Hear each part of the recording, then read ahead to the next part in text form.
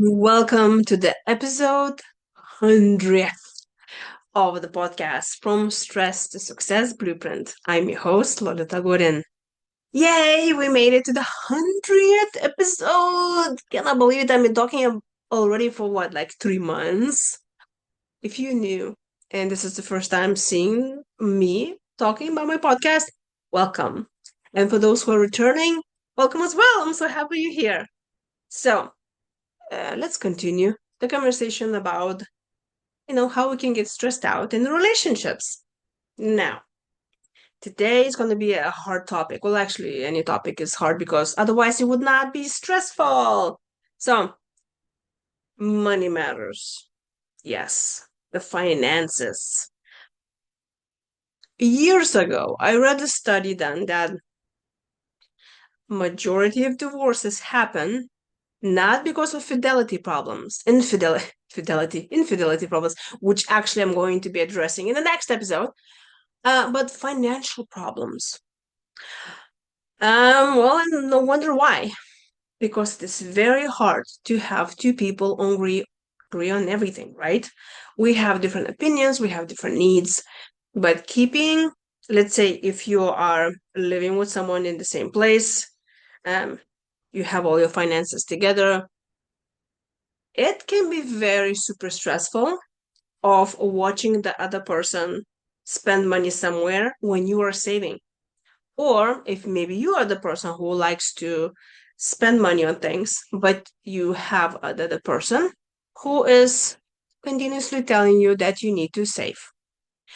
And money matters are very stressful and ruin relationships, not only in the marriages and not only in the partnerships and not only for people who live under the same roof. There are plenty of stories I hear when there's a lot of stress going on, even between the parents and the children. Because let's say the parents want to have a full retirement and they want the same thing for their kids. But the kids want to travel in the world and they don't want to save anything. They're like, I'm going to do this now and when I'm young and I can climb the mountain. I'm not going to wait until I'm retired. Actually, that's what I think as well. But obviously, that's everybody's choice. But if you have different opinions about that, that can cause conflict because, well, goals and values are a little bit different. And when it comes to money, money in our society means freedom, means you are free to do whatever you want. You can buy whatever you want. You can go anywhere. You can eat whatever you want, and preferably put anyone you want. And that gives us security because, well, if you find today and you have money, you'll be fine tomorrow. This is definitely not an episode when I am not going to tell you, well, it's not about the money, the freedom and happiness can be without it.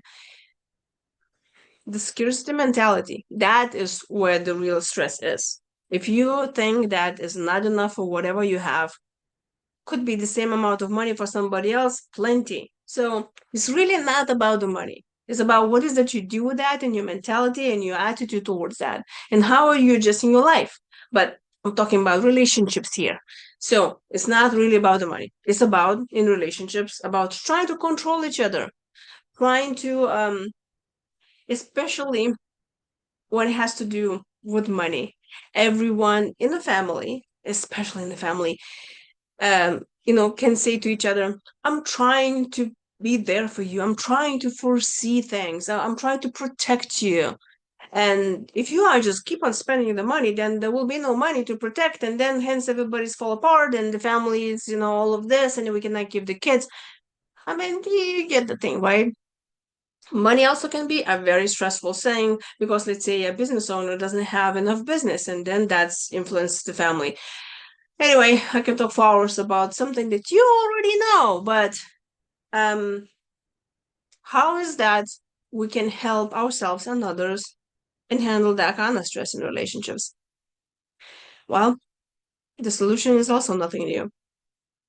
We need to communicate. We need to come to some sort of conclusion, seeing how the things will be going. and know how is the unit is going to address the financial issues, the bills and the plans of saving and all of the things. But more stress can be if, let's say, two people come together and they have very different understanding about the money naturally because they're coming from a different environments that they grew up in. So when we come to this conflict about the money, like any conflict, we need to take in consideration that the other person is coming from very different childhood than you are. You come with very different patterns that the other person is. So you need to have an empathy for the other person and hear them out. Of course, hopefully the other person does the same thing to you, because obviously needs to go both ways.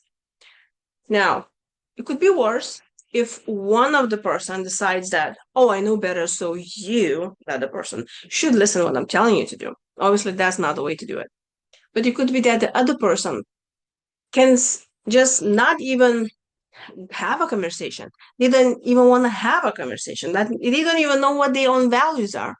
Because if they come from a family where they've been, you know, always told to shut up, sit down, and don't say anything at all, and the opinion never matter, no matter about what, especially about money. If they come from a family that was financially struggling, especially if that adult had this childhood trauma, they may be running away from anything that has to do with the conflict, including the financial conflicts, including the financial goals and responsibilities. So if somebody doesn't want to sit down and have a conversation about that, please do not take this personally. It has nothing to do with you.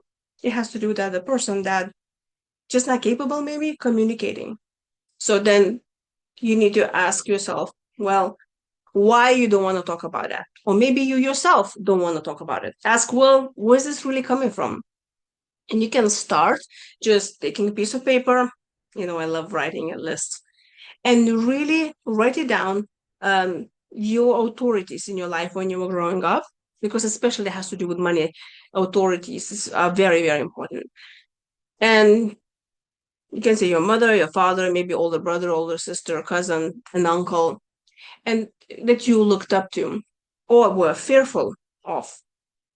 And then, just kind of write it down next to that name, how they were handling money, how they were handling the conflict about the money. Because I had a client, she said they had a great relationship with their parents. I mean, parents had, or it looked like that, like they were, no matter what kind of conflict there were, they always talked it out and, were in peace. But when it has to do with money, then it was shouting and a huge conflict. So in her mind, she can handle any other conversation except the financial conversation. So then when you write next to that name, how they handle the money, then you look at yourself and try to think, okay, how am I really learn the same pattern and I'm doing the same thing? And if you don't know, you can ask the person that you're living with or you're sharing your finances with, or business partner, whatever. And they can tell you how you really pay attention to your money, how you're handling conflicts that has to do about money. And when you already identify that those are the patterns, this is what you do, then you can talk with your partner, your family partner, business partner, whatever, and to find a solution, what would be working for both of you. I highly recommend for you to talk with a financial advisor or the financial coaches. There they can help you if you just kind of don't know what's the right way to do it. And to agree to disagree and say, you know what, obviously we have a conflict. Maybe we should ask for help for somebody else.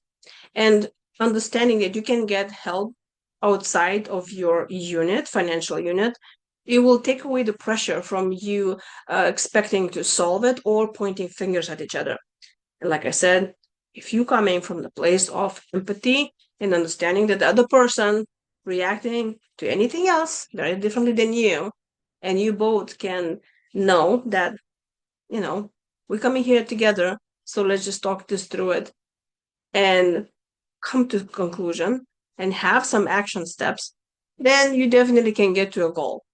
And better yet, if you're getting in a partnership that will be money involved, already have a list of um, things that you know it will trigger you that has to do with money, and then you can address them ahead of a game. And you say, okay, well, if we're gonna go bank, we're starting this business together. But if I'm gonna buy this, can you buy this? And if you buy this, can I do this? Are we gonna go bankrupt? What's gonna happen if we're gonna go bankrupt? Well, how about, so the more you foresee, the more you feel in control of the situation, whatever happens, and hence you'll be less stressed out about the unknown, because we um, think about unknown, and that's scaring us. So when you foresee the worst case scenario, and I even recommend you to write the plan A, plan B, plan C, what you would do if the worst thing that can happen happens with your money, then you will look at it like, okay, we already know what we're going to do.